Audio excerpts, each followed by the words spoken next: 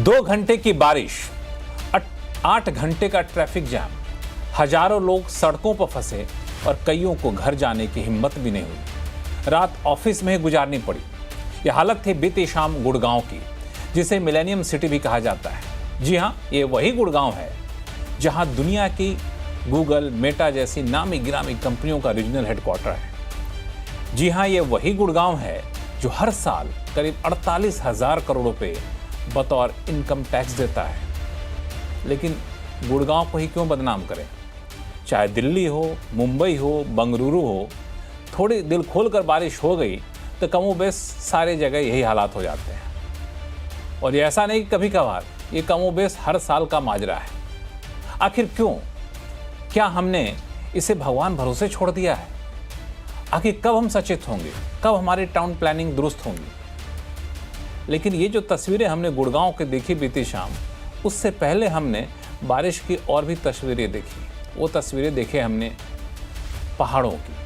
तो जब हम गहराई में जाते हैं तो पता चलता है कि मामला सिर्फ महानगरों का नहीं है या फिर टाउन प्लानिंग तक सीमित नहीं है, बल्कि एक बेतरतीब विकास का भी है, प्रकृति के साथ छेड़छाड़ का भी है। नतीजा हमारे आपके सामने है। पहाड़ों में अचानक बादल फट जाने की घटनाएं आम हो गई हैं। अकेले हिमाचल में 300 से ज़्यादा लोगों की मौत हो चुकी है। तो आज ज़रूरत है बेहतर टाउन प्लानिंग की, पर्यावरण का ख्याल रखते हुए डेवलपमेंट की, लेकिन ऐसा नहीं हो रहा। आखिर क्यों? क्या अब समय निकल गया है या फिर अभी भी मौका है सुधरने का? आज आवाज़ अड्डा में करेंगे इसी पर खास चर्चा। नमस्कार, मैं हूं लक्ष्मण राय और चर्चा में शामिल होने वाले अपने मेहमानों सबका परिचय कराऊं। इससे पहले एक रिपोर्ट देख लीजिए, फिर मेहमानों के पास चलते हैं।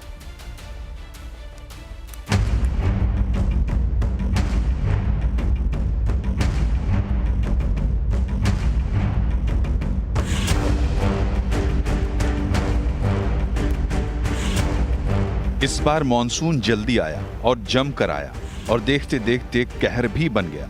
सितंबर आ चुका है, लेकिन कश्मीर से लेकर उत्तर पूर्व तक बादल फटने, लैंडस्लाइड, फ्लैश फ्लड और जल प्रलय की तस्वीरें रुकने का नाम नहीं ले रही हैं। अकेले हिमाचल में जून के बाद से लैंडस्लाइड और बाढ़ में 300 से ज्यादा मौतें दर्ज की गई हैं। जम्मू कश्मीर के किश्तवाड़ में बादल फटा तो 60 लोगों को लील गया। वैष्णो देवी मार्ग पर लैंडस्लाइड में 34 तीर्थयात्री मारे गए। उत्तराखंड के धराली में फ्लैश फ्लड ने पूरे गांव का नक्शा बदल दिया। पंजाब में 40 साल की सबसे भीषण बाढ़ आई है। आज हाईवे समेत देश की हजारों सड़कों पर यातायात ठप है। हजारों गांव और कई शहर बाढ़ में डूबे हुए हैं। मुंबई, दिल्ली, गुरुग्राम जैसे मेट्रो शहरों में जल भराव आम बात हो गई है। ऊपर से भारी बरसात और बादल फटने की घटनाएं इसके लिए जिम्मेदार लगती हैं, लेकिन विद्वान मानते हैं कि इनमें से ज्यादातर आपदाएं मैन मेड डिजास्टर हैं। हिमालय को अपेक्षाकृत युवा और अस्थिर पर्वत श्रृंखला माना जाता है, मगर हिमालय क्षेत्र में अंधाधुंध बस्तियों, पर्यटन स्थलों, बांधों और सड़कों का निर्माण किया जा रहा है। बिना पर्यावरण का ध्यान रखे खनन किया जा रहा है। बांधों के निर्माण से नदियों में गाद जमा हो रहा है, जिसका कोई प्रबंधन नहीं है। नदी के कैचमेंट एरिया में मानव बस्तियां बस रही हैं। धरती का ग्रीन कवर लगातार कम हो रहा है। शहरों में नदियां सिकुड़ती जा रही हैं। नालों और नहरों की सफाई नहीं होती। पानी निकलने का रास्ता बंद होता जा रहा है। ऐसे में मामूली बारिश में भी शहर तैरने लगते हैं। मौसम का थोड़ा सा बिगड़ना बड़ी आपदा बन जाता है। यही नहीं, लगातार बढ़ते प्रदूषण, रासायनिक खेती, खनन जैसी गतिविधियों का परिणाम यानी जलवायु परिवर्तन भी साफ दिख रहा है। इसी साल जब पूरा देश बारिश से त्राहिमाम कर रहा है, मेघालय, मणिपुर, मिजोरम में सूखे की स्थिति है, जबकि ये राज्य ज्यादा बारिश के लिए जाने जाते हैं। ऐसे में सवाल उठता है कि अब भी नहीं जागे तो क्या होगा? और सबसे बड़ा सवाल, क्या वैज्ञानिक तरीकों से ऐसी आपदाओं को कम किया जा सकता है? आज इन्हीं सारे सवालों का जवाब ढूंढने की हम कोशिश करेंगे और इस कोशिश में हमारे साथ हैं अर्बन डेवलपमेंट मिनिस्ट्री के पूर्व सेक्रेटरी डॉक्टर एम रामाचंद्रन साहब, जो कुछ दिन पहले तक अर्बन डेवलपमेंट का कारोबार जिम्मेदारी संभाली थी और केंद्र स्तर पर कैसे अर्बन प्लानिंग बेहतर की जाए इसके लिए काफ़ी काम इन्होंने किया था। एक आपने सुना होगा, Jawaharlal Nehru national urban renewal mission, ये इन्हीं के कार्यकाल में काफ़ी ज़ोर शोर से शुरुआत हुई थी और कई सारे किताबें लिखी हैं इन्होंने। नाइट फ्रैंक के एग्जीक्यूटिव डायरेक्टर गुलाम जिया साहब हैं, जो आमतौर पर अभी जो हम लोग कहते हैं ना कि बेतरतीब विकास हो रहा है, फिर स्ट्रक्चर्ड सिस्टमेटिक विकास हो रहा है, उसके लिए कई सारे एजेंसी को, सरकार को ये समय समय पर सलाह मशवरा देते रहते हैं और बड़ी पैनी नज़र रखते हैं पूरे टाउन प्लानिंग के ऊपर। लेखिका और कॉलमनिस्ट अद्वैता काला हैं और पर्यावरणविद विमलेंदु झा हैं। आप सही मेहमानों का स्वागत है हमारे शो में। शुरुआत में एम रामाचंद्रन साहब आपसे मैं करना चाहूँगा कि आप जब थे सरकार में तब भी कई सारे अर्बन प्लानिंग के कॉन्सेप्ट दिया होगा आपने। जब हम टाउन प्लानिंग करते हैं, अर्बन प्लानिंग करते हैं, तब कागजों में जो चीज़ें दिख रही होती हैं और ज़मीन पर जो चीज़ें उतर गई होती हैं, दोनों में बड़ा ही अंतर दिखता है।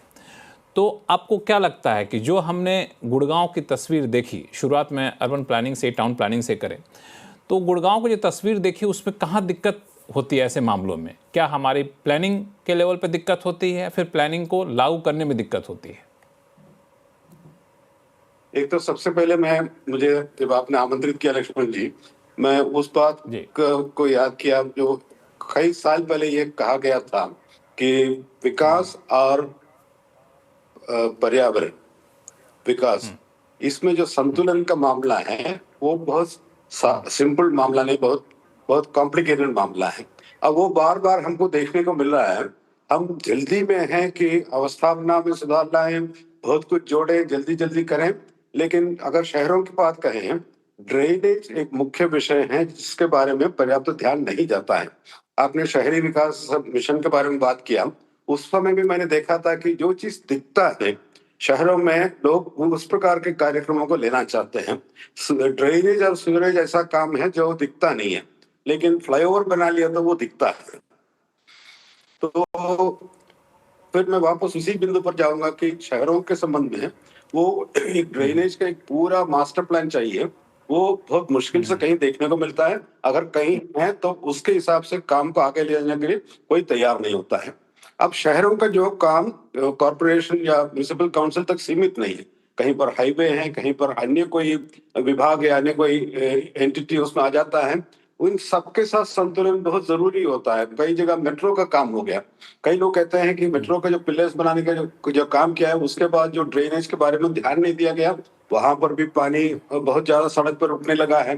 तो एक व्यापक तरीके से, एक समन्वित तरीके से पानी को बाहर निकालने का, कितना हेवी रेनफॉल है और उसको किस तरह के कम समय में हम निकालें, इस प्रकार का एक आसूत्रित व्यवस्था मैं समझता हूँ शायद ही किसी शहर में हो। मुंबई से बड़े शहरों को छोड़ करके जहां पर काफी कुछ काम करने की कोशिश किया गया। तो समस्या यही है कि हम इस बात को समझ करके उस हिसाब से उसके लिए तैयारी करने को रेडी नहीं होते हैं, वही सबसे बड़ा मुश्किल होता है। और चाहे आपने शहरों का जिक्र किया, उत्तराखंड में, उत्तरकाशी में पहले मुझे काम करने का मौका मिला था। यही विकास को हम तेजी पे ले जाते हैं। अब लोग पूछते हैं कि अच्छे सड़क बने हैं जो जल्दी पहुंच सकते हैं, लेकिन सड़क बनाते समय किन चीजों पर ध्यान देना चाहिए, शायद ही उतना ध्यान दे पाते हैं या हो पाता है, क्योंकि जल्दी में हमें काम को पूरा करके दिखना है, लोगों को दिखाना है कि हमने ये काम कर दिया है। तो कहीं वो जो संतुलन वाली बात है उसमें कहीं ना कहीं समस्या है और उसी वजह से बार बार हमको इस प्रकार की समस्या का सामना करना पड़ रहा है।